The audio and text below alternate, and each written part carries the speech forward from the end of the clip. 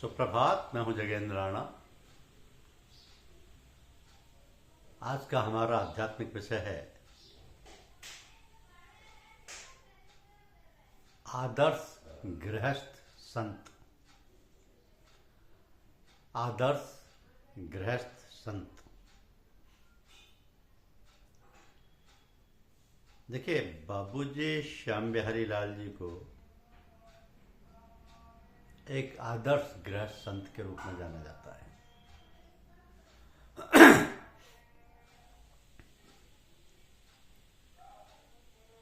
बाबूजी ने पढ़ाई के बाद उनके पिताजी ने, जो कि जिलाधिकारी के अधीन जिला परिषद के हेड क्लर्क थे, सुपरिंटेंडेंट पोस्ट ऑफिस से कहलाकर पोस्ट ऑफिस में नौकरी दिलवा दी थी। तो टेलीग्राफ ट्रेनिंग के लिए आपको लखनऊ भेजा गया। इस कार्य में आपने इतनी निपुणता हासिल कर ली थी कि रात की ड्यूटी में खाट पर लेटे हुए ही पैर के अंगूठे से ही संदेश भेज दिया करते थे।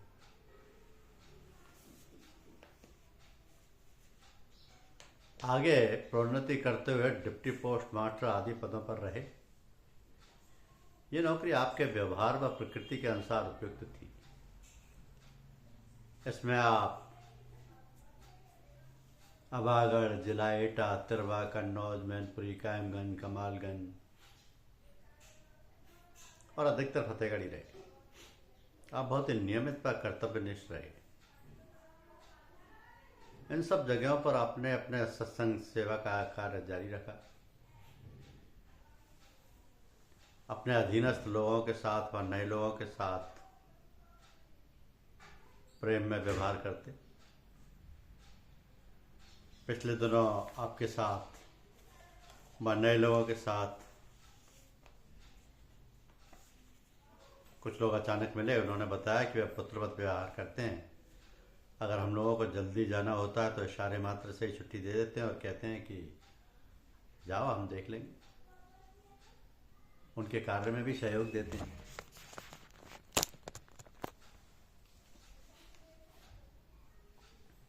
तो अंत में सेवा के कुछ ही वर्ष बचे थे जब आपका प्रोन्नति पर तबादला नैनीताल का हुआ।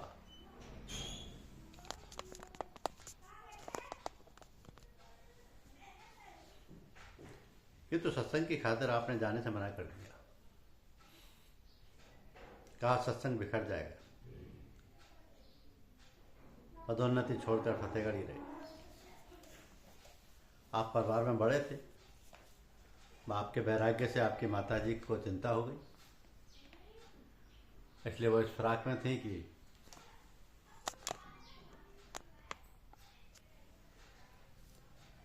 शीघ्र शादी हो जाए। तो ये गृहस्थ जीवन में आकर जिन जिम्मेदारियों से बन जाए।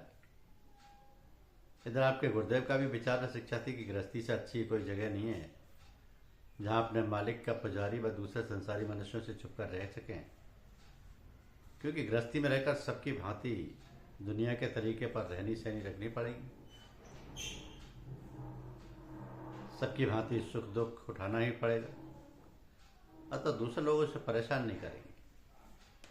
इन सब परिस्थितियों में आपकी शादी कर दी गई। बारात में 300 लोग गए थे। शादी में आपके गुरुदेव पूज्य लाला जी व चचा जी तशरीफ ले गए थे।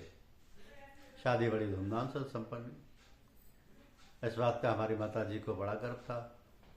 जब कभी बात चलती, आप कहती थी कि मुझे लेने के लिए लाला जी व चचा जी गए थे। आप बहुत धर्मपरायण थी। आने वाले सभी लोगों के लिए सेवा व प्रेम भाव रखती थी।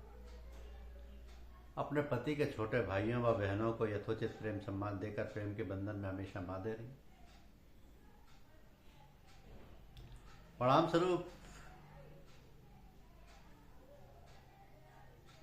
सभी लोग आप दोनों का सम्मान करते थे। आप अपने ससुर सास दोनों की बहुत प्रिय रही। आध्यात्म में अपनी गृहस्थी को कभी बाधक नहीं बनने दिया। लाला जी को प्राप्त कर आपकी नज़र किसी और की तरफ ना गई। इस संदर्भ में एक घटना है कि एक बार आपके किसी मित्र के घर अखंड रामायण का पाठ हो रहा था। आप भी उसमें सम्मिलित होने गए। आपने घर में प्रवेश किया तो देखा कि हनुमान जी रास्ता रोके खड़े हैं। उनके पीछे उनके इष्ट रामचंद्र जी महाराज थे। तो हनुमान जी ने संकेत किया कि रामचंद्र जी के चरण स्पर्श करें।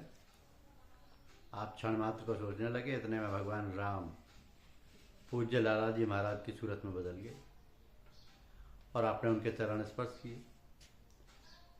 इस प्रकार आपकी निष्ठा आदित्य थी। तो पूज्य लाला जी के परिवार वालों के फतेहगढ़ में ही रहने व आपके समर्पित भाव के कारण उस परिवार से विशेष प्रेम रहा। पूज्य गुरुदेव के देहांत के बाद परिवार की देखभाल की जिम्मेदारी आपने संभाल ली थी। सब लोगों का समुचित सम्मान करना, प्रतिदिन अपनी गुरु माता के पास डाक खाने से लौटने के बाद जाते सत्संग करते, यद्यपि प्रत्यक्ष में उनके एकमात्र पुत्र महात्मा जगमोहन नारायण जी, जो उम्र में पूज्य बाबूजी से छोटे थे और सम्मान भी करते थे, घर की व्यवस्था व सत्संग देखते थे। तो उनके 28/8/1944 को पर्दा कर जाने के बाद जाहिरा में चच्चा जी के ज्येष्ठ पुत्र महात्मा ब्रजमोहन लाल जी व्यवस्था देखते रहे। जब चच्चा जी महाराज जगमोहन नारायण का देहावसान हुआ, उसका एहसास जब चच्चा जी महात्मा जगमोहन नारायण जी का देहावसान हुआ, उसका एहसास पूज्य बाबूजी को करा दिया गया। जैसा कि इस घटना से पता लगता है कि पूज्य बाबूजी नाश्ता कर रहे थे, अचानक आपका मुख आसमान की ओर उठ गया और इस स्थिति में थे कि जैसे किसी से बात कर रहे हो। अम्मा जी पास बैठी थी। उन्होंने कहा, कम से कम नाश्ता तो ठीक से कर लिया करो।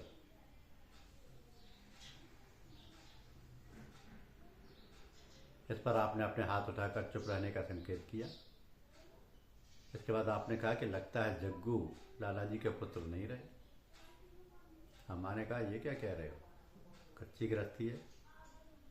पूज्य बाबूजी ने कहा कि मेरी अभी लाला जी से बात हुई, उनसे मैंने प्रार्थना भी की कि दायित्व भी आप पर आ गया और स्थानीय होने के नाते सत्संग की नित्य सेवा में तत्पर रहते और परिवार को उनके पर्दा कर जाने का एहसास ना होने दिया। शादी विवाह में शरीक होना, आखिर में इसके अलावा बुआ जी, लाला जी साहब की पुत्री जो बाद में इसी घर में रहने लगी थी, के घर में शादी हुई तो आपने भात पहनाया। बुआ जी और फूफा जी ने ये कपड़े बड़े संभाल के रखे। एक बार की बात है कि बुआ जी के पास बैठा था मैं, पहले तो मुझे देखकर बोली, संजय तुम्हें देखकर भाई साहब की याद आ जाती है, तुम्हारे पैरों की बनावट उन्हीं की तरह है। ये बात एक घनिष्ठता दर्शाती है। इसके बाद अपने बक्से से पूज्य बाबूजी द्वारा पहनाए भात की धोती दिखाने लगी कि ये भाई साहब पहना गए थे, अब कौन देने वाला है, अतः इस वक्त मौके पहनकर रख लेती हूँ। एक बार बाबूजी से शिकायत की गई कि अखिलेश बाबू महात्मा जगमोहन नारायण जी के पुत्र किसी के पैर नहीं छूते, बड़े छोटे के तौर पर जहाँ तक कि उनके वालिद तक आपका सम्मान करते थे। बाबूजी ने कहा कि अगर तुमको बुरा लगता है तो तुम ही सलाम कर लिया करो। नतीजा ये हुआ कि अखिलेश बाबू उनके भी पैर छूने लगे और इस प्रकार दोनों का सुधार हुआ। तो पूज्य चच्चा जी के द्वारा भी पूज्य बाबूजी को यह जिम्मेदारी सौंपी गई थी कि उनके परिवार में आपसी सामंजस्य बनाए रखें। यहाँ तक कि चच्चा जी ने अपने कुछ प्रेमियों को आदेश तक दे दिया था कि मेरी जगह श्याम बिहारी को समझना।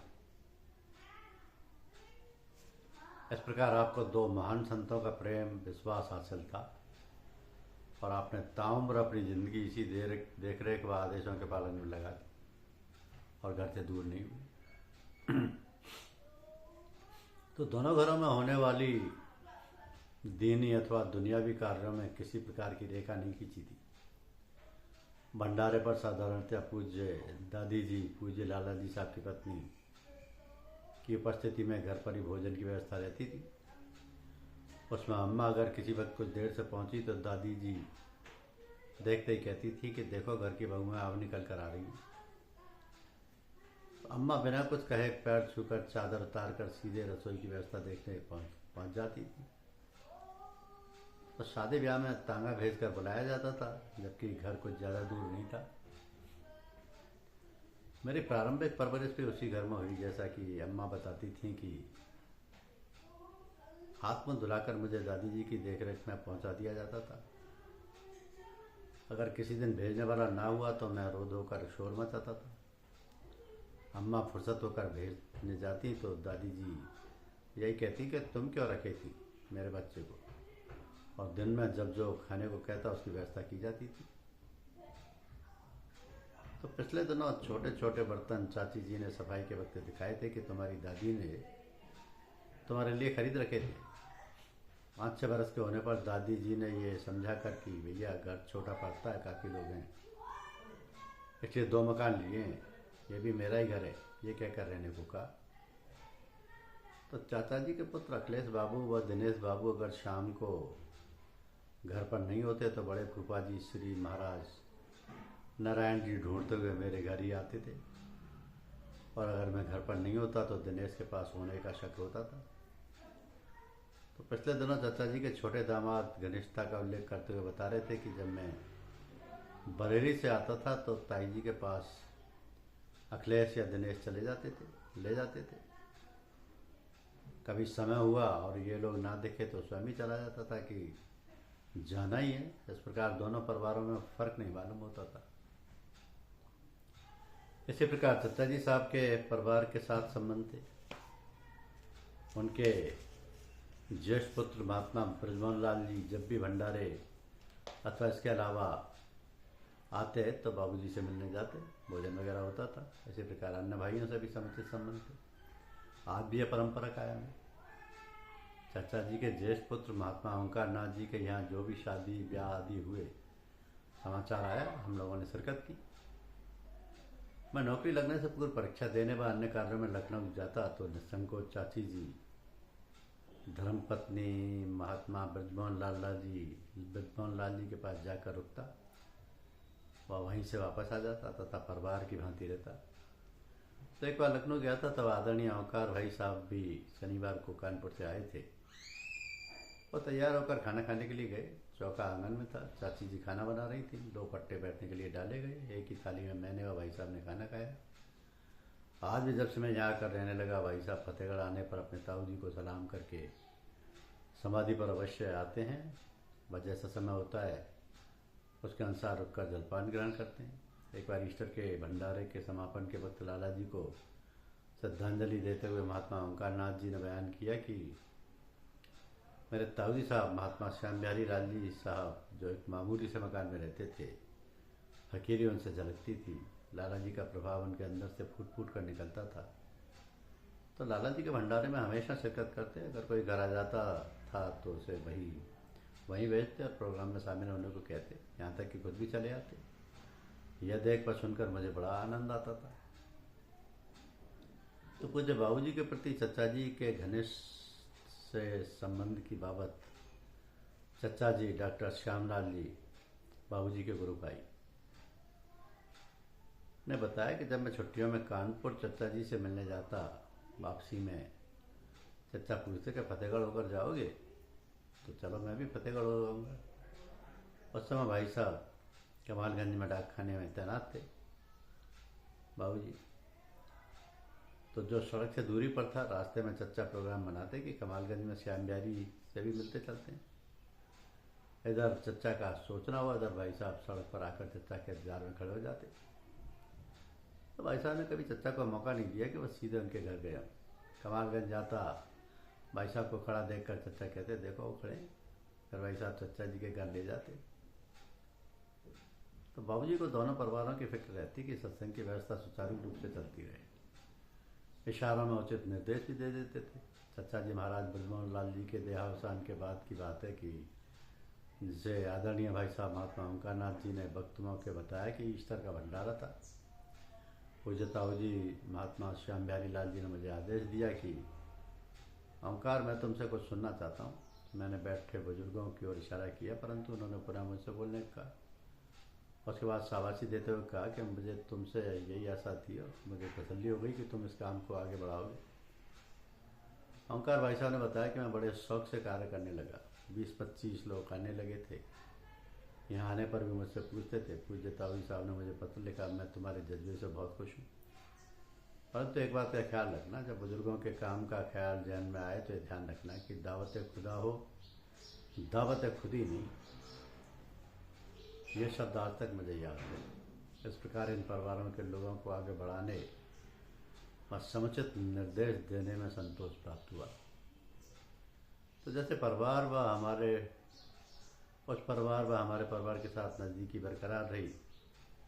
सदैव भाई साहब राणा जी के आदेश पर जब मैं सत्संग के खातिर आगरा से इंटर सर्किल ट्रांसफ़र कराया तो थोड़े दिन बाद चाची जी लाला जी साहब की पुत्रवधू से भी मिलने गया था। तो उन्होंने कई लोगों के सामने कहा कि अब चंदे आ गए हैं, यहाँ का सत्संग देखेंगे। तो ईस्टर के भंडारे के वक्त भी आदेशित किया, सामने जाकर बैठो। इस प्रकार लाला जी साहब के समय से प्रेम के गहरे संबंध जुड़े। संबंध आज तक पारिवारिक रूप में बने हुए। धन्यवाद।